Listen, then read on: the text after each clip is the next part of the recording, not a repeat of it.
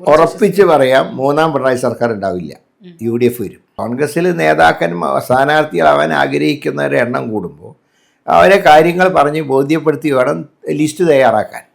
അപ്പോൾ അതിന് സ്വാഭാവികമായിട്ട് സമയമെടുക്കുമല്ലോ. MP മാർ വേണ്ടാന്നാണ് പൊതുവായിട്ട് തീരുമാനം. ഞാൻ അങ്ങനെയാണ് ഇപ്പോൾ TV എനിക്ക് കാണാൻ കഴിഞ്ഞത്. മുമ്പും MP മാരെ മത്സരിപ്പിക്കാറില്ല. മത്സരിക്കാൻ എനിക്ക് താല്പര്യം ഒട്ടും ഉണ്ടായിരുന്നില്ല തവണ. പക്ഷേ മത്സരിക്കുകയാണെങ്കിൽ വട്ടിയൂർക്കാവ്. ഇനി കേരളത്തിന് എല്ലായിടത്തും ഓടി നടക്കാനൊന്നും സാധ്യമല്ല. വട്ടിയൂർക്കാവ് എൻ്റെ വീടാണ്.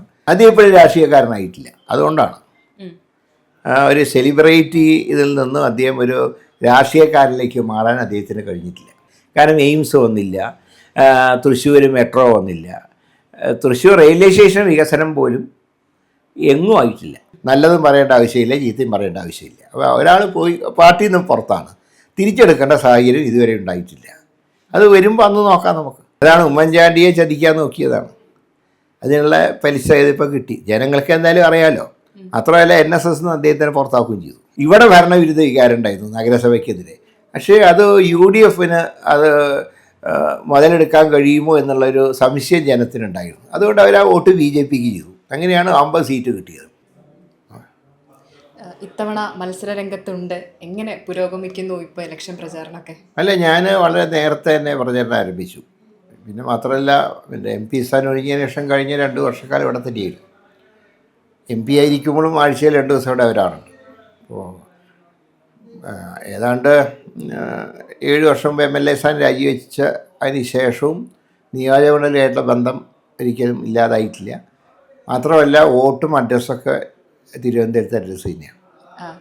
ഒരു ഇടക്കാലത്ത് മണ്ഡലത്തിൽ നിന്ന് മാറി നിൽക്കേണ്ടി വന്നിട്ടുണ്ടായിരുന്നു. ആ സമയത്തും വോട്ട് മാറിയിട്ടില്ല. വോട്ട് ഇവിടെ തന്നെയായിരുന്നു. കഴിഞ്ഞ പാർലമെന്റ് ഇലക്ഷനിലും തൃശ്ശൂർ ഞാൻ ഇവിടെ വന്ന് വോട്ട് ചെയ്തിരുന്നു. ഇത്തവണ വട്ടിയൂർക്കാവിൽ ജനങ്ങളുടെ മനസ്സിൽ എന്തായിരിക്കും? അല്ല, ജനങ്ങൾ തീർച്ചയായിട്ടും UDF-നെ സ്വീകരിക്കുന്നതാണ് എൻ്റെ വിശ്വാസം. ഇപ്പോൾ ഏതാണ്ട് പല സ്ഥലങ്ങളിലും ഒരു ഓട്ടപ്രദക്ഷിണം നടത്തിയപ്പോൾ നല്ല റെസ്പോൺസ് ഉണ്ട് ജനങ്ങളുടെ ഭാഗത്ത്. ഇതിപ്പോൾ LDF-ൻ്റെ ഒരു സിറ്റിംഗ് സീറ്റ്, അതുപോലെ തന്നെ BJP ശക്തമായി തന്നെ പിടിമുറുക്കിയൊരു മണ്ഡലം, അവിടെ എത്രത്തോളം വിജയപ്രതീക്ഷ? അല്ല, BJP-ക്ക് ഇവിടെ മുൻതൂക്കം കിട്ടിയത് കഴിഞ്ഞ ലോക്സഭാ തെരഞ്ഞെടുപ്പിലും പിന്നീട് കോർപ്പറേഷൻ തിരഞ്ഞെടുപ്പിലുമാണ്. അതിൽ ജനങ്ങൾ, ഇന്ത്യയിലെ ചില ആളുകൾക്ക് പ്രത്യേകിച്ചൊരു കോസ്മോ സ്വഭാവമുള്ള കോൺസ്റ്റിറ്റ്യുവൻസി ആയതുകൊണ്ട് ഒരു വിഭാഗം ജനങ്ങൾക്ക് മോഡിയുടെ ഭരണം ആഗ്രഹിച്ചിരുന്നു. അങ്ങനെ അവർ അവിടെ BJP-ക്ക് വോട്ട് ചെയ്തു. കോർപ്പറേഷനിൽ 42 വർഷത്തെ LDF ഭരണം മാറണമെന്ന് ജനങ്ങൾ ആഗ്രഹിച്ചു. അവർ മുഖ്യ പ്രതിപക്ഷം എന്നുള്ള നിലയ്ക്ക് BJP-ക്ക് വോട്ട് ചെയ്തു. എന്നാൽ നിയമസഭയിലേക്ക് വരുമ്പോൾ ചിത്രം മാറും. ഇവിടെ either UDF or LDF. BJP തന്നെ പറയുന്നത് പരമാവധി 3-4 സീറ്റിൽ അവർ ജയിക്കുന്ന പ്രതീക്ഷ മാത്രമേ അവർക്കുള്ളൂ. അവരെന്തൊക്കെ കണക്ക് പറഞ്ഞാലും അതാണ് അവരുടെ കാൽക്കുലേഷൻ.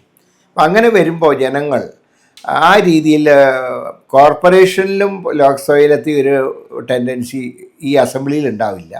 അസംബ്ലിയിൽ സ്വാഭാവികമായിട്ടും ഭരണവിരുദ്ധ വികാരവും UDF അധികാരത്തിൽ വരാനുള്ള ജനങ്ങളുടെ ഒരു ആഗ്രഹവും, അത് രണ്ടും ഈ വട്ടിയൂർക്കാവിലും പ്രതിഫലിക്കും. ഇപ്പോൾ കോർപ്പറേഷൻ പിടിച്ചൊരു ആത്മവിശ്വാസമുണ്ട് BJP-ക്ക്. പൊതുവിൽ പല ആളുകളെയും തിരുവനന്തപുരത്ത് നടക്കം BJP-യിലേക്ക് എത്തിച്ചു എന്ന് പറഞ്ഞു വലിയ പ്രചാരണങ്ങൾ അവർ നടത്തുന്നുണ്ട്. അപ്പോൾ BJP ഇപ്പം ഭയങ്കര ഒരു പ്രതീക്ഷ വെക്കുന്നുണ്ട് ഓൾറെഡി തിരുവനന്തപുരം. അല്ല, ഒന്ന് അവർക്ക് അതനുസരിച്ചിട്ടുള്ള പ്രവർത്തനമൊന്നും അവരിപ്പോൾ അവിടെ കാണാൻ കഴിഞ്ഞിട്ടില്ല ഇതുവരെ. രാജീവ് ചന്ദ്രശേഖർ വന്നതിന് ശേഷം സ്റ്റേറ്റിൽ അവർക്ക് എന്തെങ്കിലും മാറ്റം ഉണ്ടോ എന്ന് എനിക്ക് അറിഞ്ഞുകൂടാ. പക്ഷേ കഴിഞ്ഞ ലോക്കൽ ബോഡിയിലും അവർക്ക് അത്ര പ്രതീക്ഷ നേട്ടം ഉണ്ടായിട്ടില്ല. തിരുവനന്തപുരത്ത് ജയിക്കാൻ കാരണം ഇവിടെ ഭരണവിരുദ്ധ വികാരം ഉണ്ടായിരുന്നു നഗരസഭയ്ക്കെതിരെ. പക്ഷേ അത് UDF-ന് അത് മുതലെടുക്കാൻ കഴിയുമോ എന്നുള്ളൊരു സംശയം ജനത്തിനുണ്ടായിരുന്നു. അതുകൊണ്ട് അവർ ആ വോട്ട് BJP-ക്ക് ചെയ്തു. അങ്ങനെയാണ് 50 സീറ്റ് കിട്ടിയത്. ബാക്കിയുള്ള സ്ഥലങ്ങളിലൊന്നും പാലക്കാട് പോലും അവർക്ക് കേവല ഭൂരിപക്ഷം കിട്ടിയിട്ടില്ല. അപ്പോൾ അതുകൊണ്ട് ഒരു നേട്ടമൊന്നും അവർക്ക് ലോക്കൽ ബോഡിയിൽ ഉണ്ടായിട്ടില്ല. നിയമസഭയിലും ഒരു കാരണവശാലും നേട്ടം ഉണ്ടാവില്ല. മറ്റൊന്നും കൊണ്ടല്ല, അവർക്ക് പോലും ഇവിടെ ഒരു ഗവൺമെൻറ് ഉണ്ടാക്കാൻ കഴിയുന്ന പ്രതീക്ഷയില്ല. അതുകൊണ്ട് ജനം UDF-ന് തന്നെ വോട്ട് ചെയ്യും, സംശയമില്ല കാര്യം. ഇപ്പോൾ UDF സ്ഥാനാർത്ഥികളെ പ്രഖ്യാപിക്കുന്നതിൽ കുറച്ച് ലേറ്റായി. ആ സമയത്ത് തന്നെ ഭയങ്കരമായ ട്രോളുകളാണ് വരുന്നത്. അല്ല, അതിൽ ഞാൻ പറയാം, എല്ലാ കാലത്തും അങ്ങനെ ഉണ്ടായിട്ടുണ്ടല്ലോ. 2001 UDF-ന് 100 സീറ്റ് കിട്ടിയ ഇലക്ഷനിൽ LDF ആണ് 1 മാസം മുമ്പേ സ്ഥാനാർത്ഥികളെ പ്രഖ്യാപിച്ചു. UDF 1 മാസം കഴിഞ്ഞു എന്ന് മാത്രമല്ല, 3 സീറ്റുകളിൽ പ്രഖ്യാപിച്ച സ്ഥാനാർത്ഥികളെ മാറ്റി അന്ന് ശ്രീ K. കരുണാകരൻ്റെ നിർദ്ദേശമനുസരിച്ച് ആ 3 ഉൾപ്പെടെ 100 സീറ്റ് അന്ന് ജയിച്ചു. കഴിഞ്ഞ ലോക്സഭയിൽ 2024 ഫെബ്രുവരി 28 LDF മുഴുവൻ സ്ഥാനാർത്ഥികളെയും പ്രഖ്യാപിച്ചു. UDF 7 പ്രഖ്യാപിക്കുന്നത്. പക്ഷേ UDF-നാണ് 20-ൽ 18 കിട്ടിയത്. അതുകൊണ്ട് പ്രഖ്യാപനം ഇപ്പോൾ മിനിഞ്ഞാന്ന് CPM-ൻ്റെ കാൻഡിഡേറ്റ്സ് വന്നു. ഇന്ന് കോൺഗ്രസ് സ്ഥാനാർത്ഥികൾ 55 സീറ്റിൽ വന്നു. ഇനി ബാക്കിയുള്ളത് 37 സീറ്റാണ്. അത് നാളെ പ്രഖ്യാപിക്കും. ഇത് നേതാക്കൾ തമ്മിലൊരു അടിയുണ്ട്, മുഖ്യമന്ത്രി അല്ല, എല്ലാ കോൺഗ്രസിനെ സംബന്ധിച്ച് എല്ലാ കാര്യങ്ങളും ചർച്ച ചെയ്യണം. കോൺഗ്രസ്സിൽ സ്ഥാനാർത്ഥികളാവാൻ ആഗ്രഹിക്കുന്നവരുടെ എണ്ണം കൂടുമ്പോൾ അവരെ കാര്യങ്ങൾ പറഞ്ഞ് ബോധ്യപ്പെടുത്തി വേണം ലിസ്റ്റ് തയ്യാറാക്കാൻ. അപ്പോൾ അതിന് സ്വാഭാവികമായിട്ട് സമയമെടുക്കുമല്ലോ. ഇന്നലെ സ്ക്രീനിങ് കമ്മിറ്റിയുടെ ചെയർമാൻ ഇന്നലെ ഡൽഹിയിൽ എത്താൻ കഴിഞ്ഞില്ല. അദ്ദേഹത്തിൻ്റെ ആരോഗ്യപരമായിട്ടുള്ള പ്രശ്നങ്ങൾ കാരണം. അത് ഇന്നലെ രാത്രിയാണ് എത്തിയത്. അതുകൊണ്ടാണ് ഇന്നത്തേക്ക് നീണ്ടത്. അല്ലെങ്കിൽ ഇന്നലെ തന്നെ പേര് പ്രഖ്യാപിച്ചേനെ. അപ്പോൾ അതിലൊന്നും ഒരു പ്രയാസം ഉണ്ടാവില്ല. പിന്നെ ചില സീറ്റുകളിൽ ചില അഡ്ജസ്റ്റ്മെൻറ്റുകൾ, കമ്മ്യൂണൽ ബാലൻസ്, റീജിയണൽ ബാലൻസ്, അതൊക്കെ നോക്കണമല്ലോ. അതുകൊണ്ടാണ് ഇനിയിപ്പോൾ 37 സീറ്റ് നാളത്തേക്ക് മാറ്റി വെച്ചിട്ടുള്ളത്. അത് നാളെ പ്രഖ്യാപിക്കും. സുധാകരൻ മത്സരിക്കാനുള്ള അല്ല, MP-മാർ വേണ്ടാന്നാണ് പൊതുവായിട്ട് തീരുമാനം. ഞാൻ അങ്ങനെയാണ് ഇപ്പോൾ TV-യിൽ എനിക്ക് കാണാൻ കഴിഞ്ഞത്. മുമ്പും MP-മാരെ മത്സരിപ്പിക്കാറില്ല. ആസാമിൽ ഗൗരവ് ഗോയ്ക്ക് കൊടുക്കാൻ കാരണം അദ്ദേഹം മുഖ്യമന്ത്രി സ്ഥാനാർത്ഥിയാണ്. കാരണം അവിടുത്തെ സീനിയർ ലീഡേഴ്സൊന്നും ഒന്നുമില്ല പാർട്ടിയിൽ. അദ്ദേഹത്തിൻ്റെ പിതാവായിരുന്ന തരുൺ ഗൊഗോയ് മരണപ്പെട്ടു പോയി. പിന്നെ ഹേമന്ത് BJP-യിലേക്ക് പോയി. അപ്പോൾ നയിക്കാനൊരു ചെറുപ്പക്കാരനായിട്ടുള്ള നിലയ്ക്കാണ് ഗൗരവ് ഗോയിനെ നിയമസഭയിൽ സ്ഥാനാർത്ഥിയാക്കിയിട്ടുള്ളത്. ഇല്ല, അങ്ങനെയൊന്നും ഉണ്ടാവില്ല. കാരണം അദ്ദേഹം എല്ലാ കാലത്തും മാർക്സിസ്റ്റ് പാർട്ടിക്കെതിരെ പോരാടിയിട്ടുള്ള ഒരാളാണ്.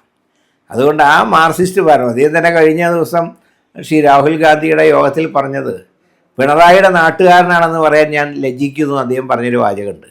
ആ പിണറായി വിജയനെ മൂന്നാമത് മുഖ്യമന്ത്രിയാക്കാൻ ഒരിക്കലും സുധാകരൻ കൂട്ടുന്നില്ല.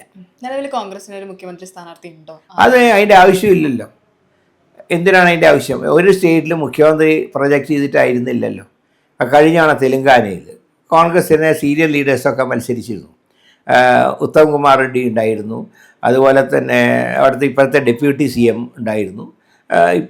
രേവന്ത് റെഡ്ഡി ഉണ്ടായിരുന്നു. ഒരു തർക്കവും കൂടാതെ തന്നെയാണ് രേവന്ത് റെഡ്ഡീനെ പാർട്ടി ലീഡറാക്കിയത്. അതുപോലെ കർണാടകയിൽ DK ശിവകുമാറും ഉണ്ടായിരുന്നു, സിദ്ധരാമയ്യ ഉണ്ടായിരുന്നു. ആ പ്രശ്നം അവിടെ തീർന്നല്ലോ. അപ്പോൾ അതൊന്നും ഒരു പ്രശ്നമൊന്നുമില്ല. തൃശ്ശൂർ മത്സരിച്ചിരുന്നല്ലോ, അന്നെതിരെ ഉണ്ടായിരുന്ന സുരേഷ് ഗോപി ആയിരുന്നു. അദ്ദേഹത്തിന്റെ ഒരു ഭരണത്തെ അല്ലെങ്കിൽ അദ്ദേഹം കാഴ്ചവെക്കുന്ന പ്രവർത്തനങ്ങൾ എങ്ങനെയാണ് ഇപ്പോൾ? അല്ല, അതുകൊണ്ട് അദ്ദേഹം കേന്ദ്രമന്ത്രി ആയതുകൊണ്ട് ഒരു മെച്ചവും കേരളത്തിന് ഉണ്ടായിട്ടില്ല. അത് യാഥാർത്ഥ്യമാണ്. കാരണം എയിംസ് വന്നില്ല, തൃശ്ശൂർ മെട്രോ വന്നില്ല, തൃശ്ശൂർ റെയിൽവേ സ്റ്റേഷൻ വികസനം പോലും എങ്ങും ആയിട്ടില്ല. ഇപ്പോൾ തൃശ്ശൂർ സ്റ്റേഷനിൽ പോയി നോക്കി അറിയാം. ഞാൻ മിഞ്ഞാന്ന് സ്റ്റേഷനിൽ നിന്നാണ് വണ്ടി കയറിയത്. പഴയ സ്റ്റേഷൻ തന്നെയാണ്, ഒരു മാറ്റം ഉണ്ടായിട്ടില്ല. ഇതൊക്കെ കേന്ദ്രം ചെയ്യേണ്ടതാണല്ലോ. അങ്ങനത്തെ ഒരു മാറ്റവും അത് കേരളത്തിലെ ജനങ്ങൾ മുഴുവൻ അംഗീകരിച്ച കാര്യമാണ്. തൃശ്ശൂരുകാർക്ക് ഇപ്പോൾ തോന്നുന്നുണ്ടാവും ഒരു തെറ്റ് പറ്റിയെന്ന്, അങ്ങനെ തോന്നുന്നു. അത് ഇപ്പോഴേ തോന്നി തുടങ്ങിയിട്ടുണ്ട്. പക്ഷേ തെറ്റ് പറ്റിയിട്ട് പിന്നെ പറ്റിയതിൽ ഖേദിച്ചിട്ട് കാര്യമില്ല. പറ്റിയത് തന്നെ. ഒരു പൊതുപ്രവർത്തകനായി കാണാൻ പറ്റില്ല എന്ന് തന്നെയാണോ തോന്നുന്നത്? അത് ഇപ്പോഴും രാഷ്ട്രീയക്കാരനായിട്ടില്ല. അതുകൊണ്ടാണ് ഒരു സെലിബ്രിറ്റി ഇതിൽ നിന്നും അദ്ദേഹം ഒരു രാഷ്ട്രീയക്കാരിലേക്ക് മാറാൻ അദ്ദേഹത്തിന് കഴിഞ്ഞിട്ടില്ല. അതുപോലെ തൃശ്ശൂർ ഇപ്പോൾ സഹോദരി പത്മജ മത്സരിക്കുന്നുണ്ടോ എന്ന് പറഞ്ഞിട്ട് ഒക്കെ വാർത്തകൾ വരുന്നുണ്ട്. അപ്പോൾ താങ്കളുടെ പേരും തൃശ്ശൂരിലേക്ക് ഉണ്ടാവും, നിങ്ങൾ സഹോദരങ്ങൾ തമ്മിലായിരിക്കും? ഇല്ല, അതിൻ്റെ ഒന്നും ആവശ്യമില്ല. ഞാൻ തൃശ്ശൂർക്ക് ഇല്ല എന്ന് നേരത്തെ പറഞ്ഞിട്ടുണ്ട്. കഴിഞ്ഞ ലോക്സഭാ ഇലക്ഷൻസ് ഞാൻ പറഞ്ഞിട്ടുണ്ട് ഈ ജില്ലയിൽ ഞാൻ മത്സരിക്കില്ല. ഞാനത് അർത്ഥം കുറിച്ച് പറഞ്ഞ കാര്യമാണ്. വട്ടിയൂർക്കാവിൽ ഞാൻ മത്സരിക്കുകയാണെങ്കിൽ വട്ടിയൂർക്കാവ് അത് ഞാൻ തീരുമാനം നടത്തിയിരുന്നു. മത്സരിക്കാൻ എനിക്ക് താല്പര്യം ഒട്ടും ഉണ്ടായിരുന്നില്ല തവണ. പക്ഷേ മത്സരിക്കുകയാണെങ്കിൽ വട്ടിയൂർക്കാവ്. ഇനി കേരളത്തിന് എല്ലായിടത്തും ഓടി നടക്കാനൊന്നും സാധ്യമല്ല. വട്ടിയൂർക്കാവ് എൻ്റെ വീടാണ്. അതുകൊണ്ട് ഇവിടുത്തെ ജനങ്ങളെ എന്നെ ചതിക്കില്ല എന്ന് എനിക്ക് പൂർണ്ണ വിശ്വാസമുണ്ട്. പത്മജയ്ക്ക് എങ്ങനെയായിരിക്കും ഇത്തവണ ഒരു വിജയം ഉണ്ടാവാൻ? അല്ല, BJP-ക്ക് മൊത്തത്തിൽ കേരളത്തിൽ ഇപ്പോൾ നോക്കുമ്പോൾ വിജയസാധ്യത കാണുന്നില്ല. പത്മജ വന്നതുകൊണ്ട് BJP-ക്ക് ഒരു ഉപകാരം ഉണ്ടാവുമോ സ്ഥാനാർത്ഥിയായി വന്നതുകൊണ്ട്? അല്ല, അതിനെക്കുറിച്ച് ഞാൻ കമൻറ്റ് പറയേണ്ട ആവശ്യമില്ല. അത് ആ പാർട്ടിയുടെ അവരുടെ ഇഷ്ടമാണല്ലോ. അവരുടെ പാർട്ടിയിൽ ആര് സ്ഥാനാർത്ഥിയാക്കണം അത് അവരുടെ ഇഷ്ടമാണ്. പത്മജ കഴിഞ്ഞ ലോക്സഭ തെരഞ്ഞെടുപ്പിന് മുമ്പ് തന്നെ BJP-യിലേക്ക് ചേർന്നു. പിന്നെ ഇനിയിപ്പോൾ അതിനെക്കുറിച്ച് അഭിപ്രായം പറയേണ്ട കാര്യമില്ല. സ്ഥാനാർത്ഥി എന്നുള്ള നിലയിൽ അവരവിടെ മത്സരിക്കുന്നുണ്ട്. പക്ഷേ കോൺഗ്രസ് അവിടെ ജയിക്കുന്നതാണ് എൻ്റെ വിശ്വാസം. പാലക്കാട് ഇത്തവണ എന്തായിരിക്കും പ്രതീക്ഷ? പാലക്കാട് കോൺഗ്രസ് ജയിക്കും. പാലക്കാട് ഒരിക്കലും കോൺഗ്രസ് തോൽക്കാൻ പോകുന്നില്ല. അത് കോൺഗ്രസിൻ്റെ ഉറച്ച സീറ്റാണ്. പിഷാരടിയെ കൊണ്ട് സാധിക്കും. പിഷാരടി എന്നല്ല, ഏത് വ്യക്തിയെ അവിടെ നിർത്തിയാലും ജയിക്കും. രാഹുൽ മാങ്കൂട്ടം വിഷയം എത്തരത്തിലെങ്കിലും ഇല്ല, ഒരു കാരണവശാലും ബാധിക്കില്ല. പാർട്ടിയിൽ സ്റ്റാൻഡ് എടുത്തു കഴിഞ്ഞല്ലോ. എങ്കിലും ഇപ്പോഴും ഒരു രാഹുൽ മാങ്കൂട്ടത്തിന് അനുകൂലമായ ഒരു വികാരമുണ്ട്. അതുകൊണ്ട് തന്നെയാണ് പല നേതാക്കളും രാഹുലുമായി പക്ഷെ കൂടിക്കാഴ്ച. അതിൽ നിന്നും പറയുന്നതിൽ അർത്ഥമൊന്നുമില്ല. പാർട്ടി തീരുമാനം എടുത്തു. ആ തീരുമാനം പുനഃപരിശോധിക്കേണ്ട ഒരു സാഹചര്യം ഇപ്പോഴില്ല. നാളെ ഉണ്ടാവുമെന്ന് പറയാൻ കഴിയില്ല. ഇപ്പോഴതില്ല. എങ്കിലൊരു പൊതുപ്രവർത്തനം എന്ന നിലയിൽ ശ്രദ്ധിക്കേണ്ട പല കാര്യങ്ങളും അദ്ദേഹം മറന്നുപോയി എന്ന് തോന്നുന്നില്ല ഈ ഘട്ടത്തിൽ? അല്ല, ഇനിയിപ്പോൾ അതിനെക്കുറിച്ച് പറഞ്ഞൊരു കാര്യമില്ല. ഒരാൾ പുറത്താക്കി കഴിഞ്ഞാൽ പിന്നെ അയാളെക്കുറിച്ച് പറയേണ്ട ആവശ്യമില്ല. നല്ലതും പറയേണ്ട ആവശ്യമില്ല, ചീത്തയും പറയേണ്ട ആവശ്യമില്ല. അപ്പോൾ ഒരാൾ പോയി പാർട്ടിയിൽ നിന്ന് പുറത്താണ്, തിരിച്ചെടുക്കേണ്ട സാഹചര്യം ഇതുവരെ ഉണ്ടായിട്ടില്ല. അത് വരുമ്പോൾ അന്ന് നോക്കാം നമുക്ക്. ഇപ്പോൾ ഞാൻ ചിലയിടത്ത്, അതായത് ഈ നമ്മളിപ്പോൾ കൊല്ലം സൈഡിലൊക്കെ പോകുന്ന സമയത്ത് കോൺഗ്രസിന്റെ ഒരു മുദ്രാവാക്യമായി ഉയർത്തിക്കാട്ടുന്നത് ഉമ്മൻചാണ്ടിയെ കുറിച്ച് തന്നെയാണ്. ഈ ജനനായകൻ ഇവിടെ ജീവിച്ചിരുന്നു, അദ്ദേഹത്തെ മറന്നുകൊണ്ട് പോകരുത് എന്നാണ്. എന്തുകൊണ്ടാണ് UDF ഇത്തവണ അങ്ങനെ ഒരു ടാഗ് ലൈൻ? അല്ല, അദ്ദേഹം ഏറ്റവും കൂടുതൽ കെ കരുണാകരൻ കഴിഞ്ഞാൽ ഏറ്റവും കൂടുതൽ വികസനം നടത്തിയത് ഉമ്മൻചാണ്ടിയുടെ കാലത്താണ്. അതുകൊണ്ടാണ് ആ ഓർമ്മ നിലനിർത്തിക്കൊണ്ട് ആ കാലഘട്ടത്തിലേക്ക് ഒരു തിരിച്ചുപോക്ക് ഉണ്ടാവണമെന്ന് പറയാൻ കാരണം. അതിപ്പോൾ രാഹുൽ മാങ്കൂട്ടത്തിന്റെ വിഷയം പറയുമ്പോഴാണ് പെട്ടെന്ന് ഗണേഷ് കുമാറിന്റെ വിഷയം ആ സമയത്ത് തന്നെ പൊങ്ങി വന്നിട്ടുണ്ടായിരുന്നു. അവിടെയാണ് കോൺഗ്രസിൻ്റെ ക്ലിയർ സ്റ്റാൻഡ് എന്ന് പറയുന്നത്. പാർട്ടി ഒരു നിലപാടെടുത്തു, അതിൻ്റെ ഗുണദോഷങ്ങൾ നോക്കിയിട്ടല്ല. ഒരു പൊതുപ്രവർത്തകന് ജാഗ്രത കുറവുണ്ടായപ്പോൾ പാർട്ടി സ്റ്റാൻഡ് എടുത്തു. പക്ഷേ CPM എന്ത് ചെയ്തു? ഗണേഷ് കുമാറിനെ UDF സർക്കാരിൽ നിന്ന് രാജിവെപ്പിക്കാൻ പിണറായി വിജയൻ പറഞ്ഞത് രാജിവെക്കുന്നതിന് മുമ്പ് നാണവും മാനവും ഇല്ലാത്തവരാണ് UDF എന്ന് പറഞ്ഞു. ഇപ്പോഴെന്താ ആ കിരീടം ആർക്കാ ചേരുന്നത്? അത്രയും ഞങ്ങൾ പറയുന്നു. അദ്ദേഹം ലാസ്റ്റ് ഗണേഷ് കുമാർ രൂക്ഷമായി വിമർശിച്ച ഒരാൾ ഉമ്മൻചാണ്ടി ആയിരുന്നു. ഈ ഘട്ടത്തിൽ തന്നെ അത് വിവാദമൊക്കെ ചെയ്തു. അതാണ് ഉമ്മൻചാണ്ടിയെ ചതിക്കാൻ നോക്കിയതാണ്. അതിനുള്ള പലിശ ഇതിപ്പോൾ കിട്ടി. ജനങ്ങൾക്ക് എന്തായാലും അറിയാമല്ലോ. അത്രയല്ല, NSS അദ്ദേഹത്തിനെ പുറത്താക്കുകയും ചെയ്തു. കാരണം NSS എടുത്തിട്ടുള്ള സ്റ്റാൻഡ് ആര് കേസിൽ കുടുങ്ങിയാലും അവരെ അതിൻ്റെ അകത്ത് വെച്ചുകൊണ്ടിരിക്കില്ല. ആ സ്റ്റാൻഡ് അവരെടുത്തു കഴിഞ്ഞു. ജ്യോതികുമാർ ചാമക്കാലയാണ് എതിരുണ്ടാവുക പറഞ്ഞിട്ട് ഇങ്ങനെ വാർത്തകളൊക്കെ വരും. ജ്യോതികുമാറിൻ്റെ പേര് പ്രഖ്യാപിച്ചല്ലോ. അതേ തവണ ജയിച്ച് പത്തനാപുരത്ത് MLA ആവും. ഇപ്പോൾ ശബരിമല വിഷയം നടക്കുന്ന ഒരു സമയം കൂടിയാണ്. അത് എത്രത്തോളമായിരിക്കും? തീർച്ചയായും നന്നായിട്ട് സ്വാധീനിക്കും. കാരണം അവിടുത്തെ സ്വർണം കട്ട എല്ലാ കള്ളന്മാരെയും ജയിലിൽ നിന്ന് പുറത്ത് വെച്ചു. ജയിലിൽ നിന്ന് പുറത്താണ് അവരൊക്കെ. UDF വന്നു കഴിഞ്ഞാൽ അതിൽ സ്ട്രോങ് ആക്ഷൻ ഉണ്ടാവും, ഒരു സംശയം അക്കാര്യത്തില്ല. ഇപ്പം പല പദ്ധതികൾ, അതുപോലെ തന്നെ ഇപ്പോൾ ശബരിമലയുമായി ബന്ധപ്പെട്ട പല പരിപാടികളും സംഘടിപ്പിച്ചിരുന്നു. അതിലൊക്കെ അഴിമതി ഉണ്ടെന്ന് ആരോപിച്ചിപ്പോൾ വാർത്തകൾ വരും. അത് ആരോപണമല്ല, യാഥാർത്ഥ്യമാണല്ലോ. കോടതി പോലും പറഞ്ഞല്ലോ. ഇനി അതിൽ സംശയം എന്താ? ഇത്തവണ തുടർഭരണം ഉണ്ടാവില്ല എന്ന് തന്നെ ഉറപ്പിച്ച് പറയാം. മൂന്നാം പിണറായി സർക്കാർ ഉണ്ടാവില്ല, UDF വരും.